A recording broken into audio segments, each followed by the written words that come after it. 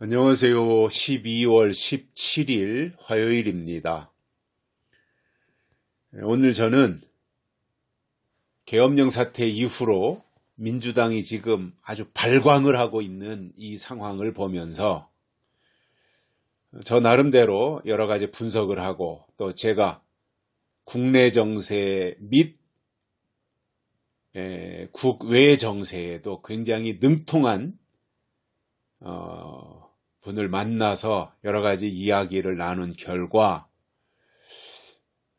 민주당에서 말하는 윤석열 대통령의 내란죄는 절대로 성립하지 않고 또 헌법재판소에서 그것을 인용할 수도 없다.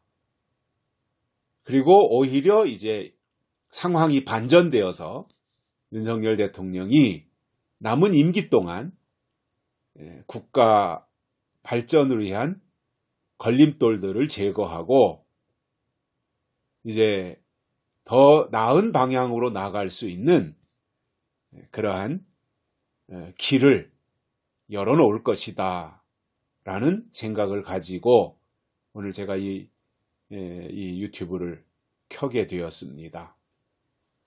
저 나름대로도 이런저런 걱정을 참 많이 했어요. 그리고 지난번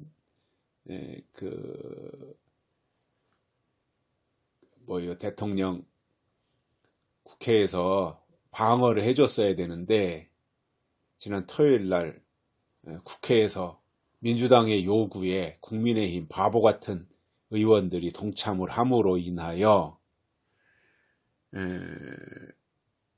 탄핵 소추가 국회를 통과했지 않습니까? 그것 때문에 이제 우파 국민들이 걱정이 하늘을 찌르고 땅이 꺼질 정도로 이제 그러한 상황이 되었는데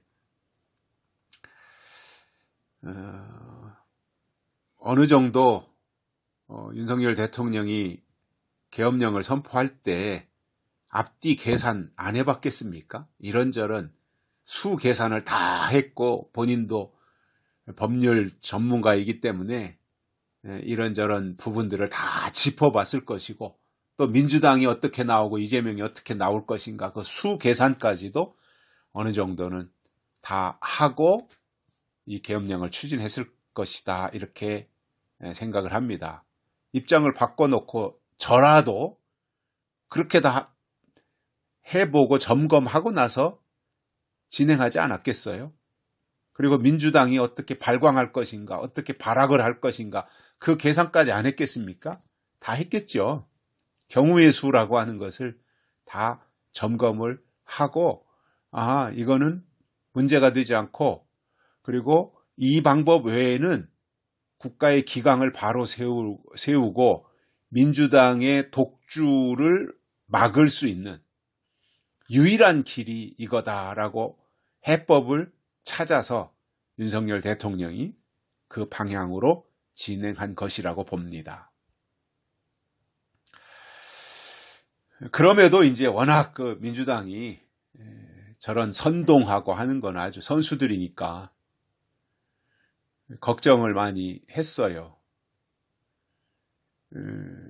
국회에서 이것이 통과되고 나면 헌재로 넘어가는데 그때부터는 민주당이나 좌파들이 총동원 돼가지고 이제 헌법재판소 재판관들을 협박하고 아주 그냥 윽박지르듯이 그렇게 할 것이고 이재명은 이판사판으로 이 길밖에는 자기가 살 길이 없다라고 생각을 하고 그 더 큰 무리수도 이재명은 생각하고 그것도 둘 것이라고 생각을 해요.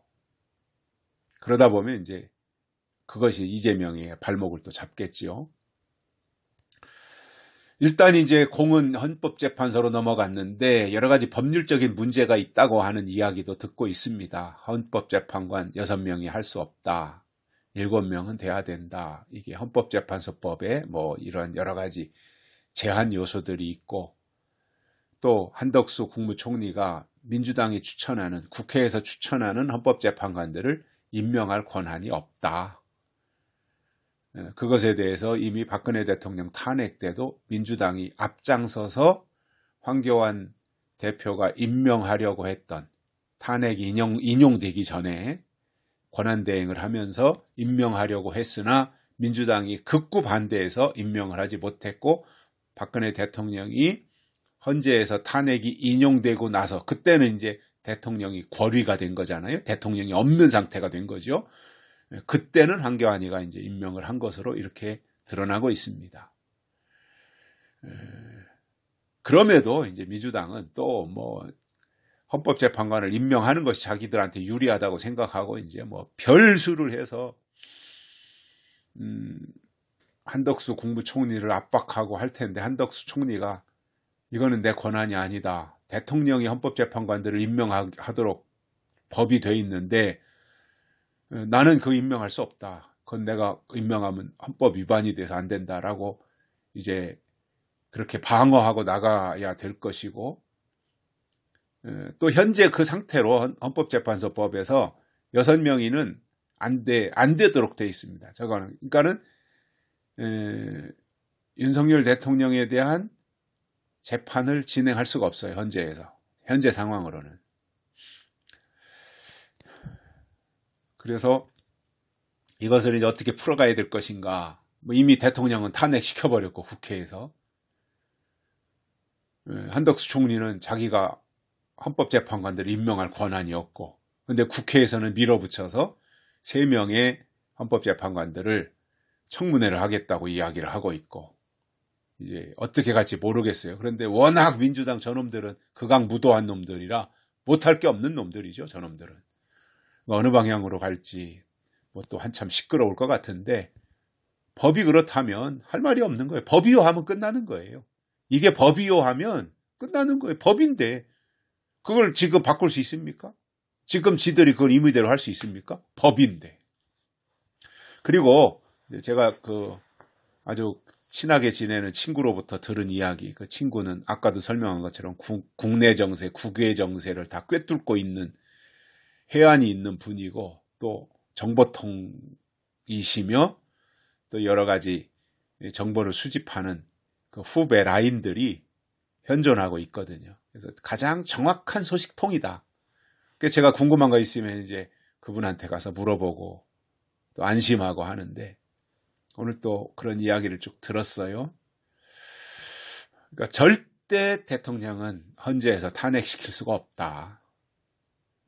현행 법으로도 탄핵이 안 되지만 또 해외에서도 그러한 움직임들이 있다는 거지요. 그래서 탄핵이 인용될 가능성은 전혀 없다, 안심해도 된다, 이제 그런 표현을 했어요. 그런데 민주당 사람들도 뭐 법률 검토 안 하겠습니까? 민주당 저 극악무도한 저 사람들도 어느 방향으로 갈 거냐, 이게 가능성에 대한 것들을 내부적으로는 하지 않겠어요? 겉으로는 막 질러댄다고 할지라도. 그러니까 대통령이 헌법재판소 가서 인용이 안 될 것 같으니까 지금 어느 방향으로 가는 거예요? 구속하라고 가는 거예요. 내란죄로 구속하라.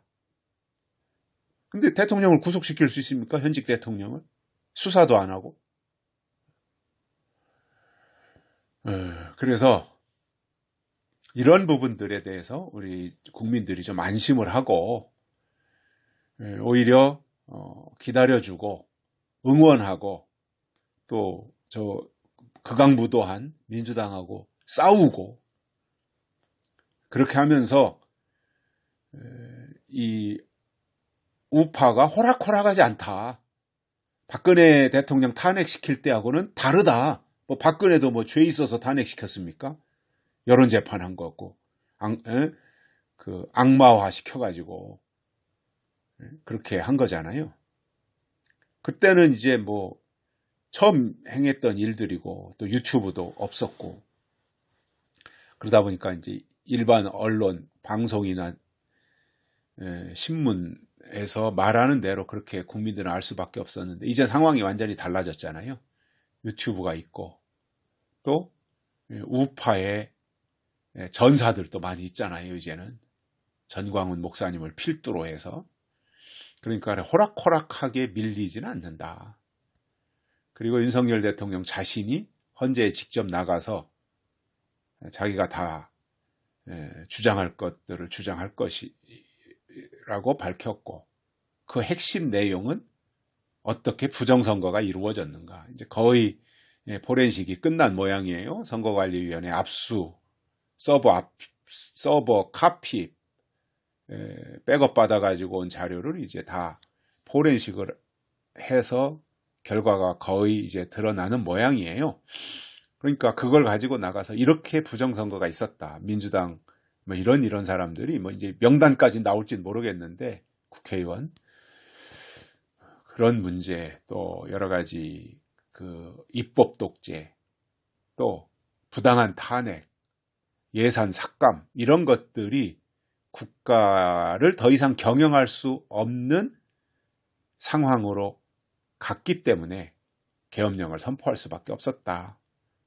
윤석열 대통령은 계엄령을 정당하게 행사한 것이다. 그렇게 그 방향으로 나갈 거고요. 민주당은 내란으로 몰고 가겠죠. 그러니까 계엄령이 대통령의 고유 권한인데 그게 정당했냐? 이것을 이제 헌법재판소에서 따지는 거잖아요. 그러니까 계엄령이 정당한 거냐? 그거 따지면 되는 거예요. 정당하게 한 거예요. 왜냐? 대통령의 권한인 중에 계엄령 선포가 있으니까. 여러 가지 어려운 상황이고 내란에 가까운, 그야말로 민주당의 어떤 독재, 독선, 민주당이 내란을 일으키는 상황, 이러한 것들로 인해서, 그리고 그 선거 조작, 이런 것들로 인해서 대통령이 고민하다가 그런 결심을 할 수밖에 없었다라고 하는 거, 이러한 것들이 국민들에게 제대로 전달되면 이 상황은 완전히 반전시킬 수 있고 이재명의 목덜미를 낚아챌 수 있는 그러한 상황이 될 수 있다고 봅니다. 그래서 희망을 가져도 될 것 같고요. 앞으로 뭐 헌법재판소에서 어떻게 할지는 모르겠는데 방법이 어떻게 하든 일단 재판이 열리면 윤석열 대통령이 직접 나가서 변론을 다 한다고 하니까 그 상황을 보면서 또 우리가 열심히 응원하고 댓글도 달고 또 집회가 있으면 나가서 참여도 하고 이렇게 한다면 분명히 우파가 이기고요. 그리고 대통령이 살아 돌아와서 이제 남은 임기 동안은 이렇게 멋지게 국가를 발전시키는 그 일을 할 것이라고 저는 그렇게 믿어 의심치 않습니다. 여기까지 하겠습니다. 고맙습니다.